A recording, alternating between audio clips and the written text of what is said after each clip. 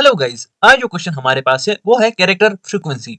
तो हमें एक स्ट्रिंग दी गई है, हमें एक एरे बनाना है 26 साइज का, जहाँ पे हर एक एलिमेंट रिप्रेजेंट कर रहा होगा frequency of characters from A to G. चलिए पहले समझते हैं इस क्वेश्चन को कैनवस पे।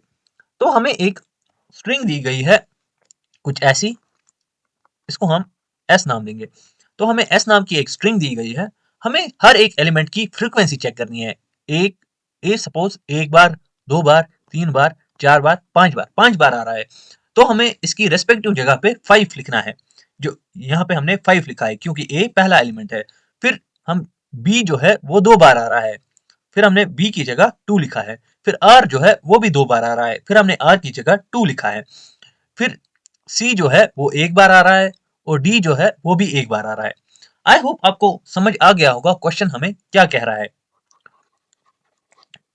तो अब हम पहले एक कॉन्सेप्ट के बारे में बात करेंगे जो है एस की वैल्यू। तो हमारी जो एस का वैल्यू है ए की वो है 97। ये हमें याद रखना है इस क्वेश्चन के लिए। तो अब हम पहले सुडो कोड लिखेंगे ताकि हम इस क्वेश्चन को समझ पाए। पहले हम अप्रोच के बारे में बात करेंगे। हम एक आई वेरिएबल लेंगे जो आइटरेट करता जाएगा हमारे एरे में। फिर वो फिर वो हर एक एलिमेंट की फ्रीक्वेंसी को ऐड करता जाएगा प्लस प्लस। तो ये हमारा कुछ अप्रोच रहेगी इस क्वेश्चन के लिए। तो पहले हम सुडो कोड लिखेंगे, फिर हम इस क्वेश्चन को, ताकि हम इस क्वेश्चन को अच्छे से समझ पाए। तो हम पहले एक फ्रीक्वेंसी नाम का एरे बनाएंगे,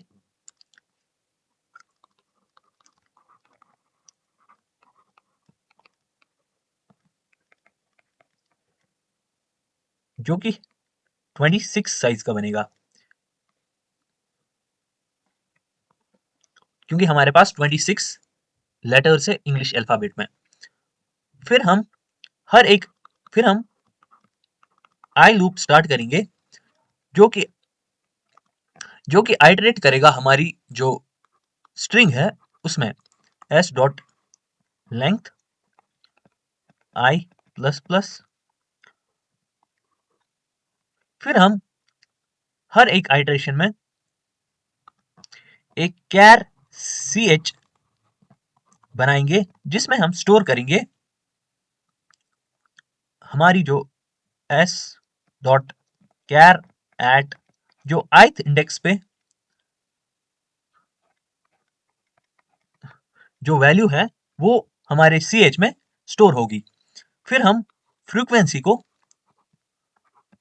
सी एच माइनस ए करेंगे, उसको इंक्रीमेंट करते जाएंगे, और एट द एंड हम रिटर्न करेंगे हमारी फ्रीक्वेंसी को। अब आप सोच रहे होंगे ये वाला पार्ट क्या है। ये वाला पार्ट हमें इंटीजर नंबर देगा। इसका मतलब है जो हमारा कैर सी एच है, सपोज हमारा जो कैर सी एच पहले है वो है ए बी आर ए सी ए। पहला जो हमारा फ्रीक्वेंसी कैर सी एच है वो है ए। तो ये चेक करेगा इसकी एस का वैल्यू, इसमें से ये ए की एस का वैल्यू माइनस करेगा, तो ये हो जाएगा 0। फिर फ्रीक्वेंसी ऑफ 0 प्लस प्लस होगी, और हमारा जो फ्रीक्वेंसी ऑफ 0 है ये हम दूसरी स्लाइड पे देखेंगे। हमारी जो फ्रीक्वेंसी ऑफ 0 है वो 1 हो जाएगी। अब जो सेकंड जो है हमारे पास वो है बी। बी की जो एस का वैल्यू है वो है 98। इसमें से ए की एस का वैल्यू माइनस होगी, जो आएगा 1।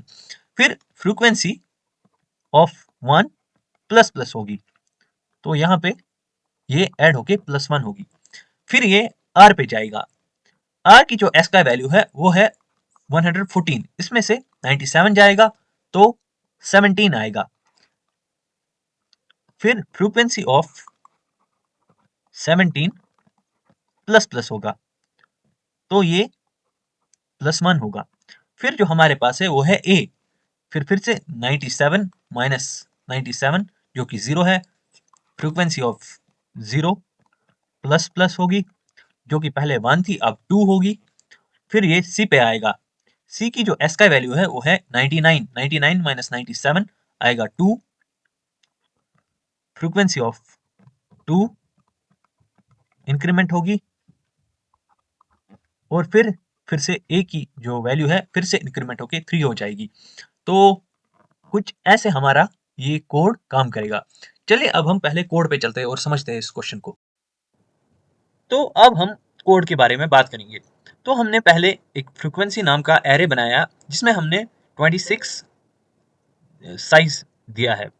26 इसलिए क्योंकि इंग्लिश अल्फाबेट में 26 लेटर्स होते हैं। फिर हमने हमारी जो स्ट्रिंग है उसमें आइटरेट कराया है। फिर हर एक एलिमेंट को जो कि ith एलिमेंट है उसको हमने अपने ch में स्टोर कराया। फिर हमने फ्रीक्वेंसी को ऐड किया जो कि ch माइनस s का वैल्यू ऑफ a।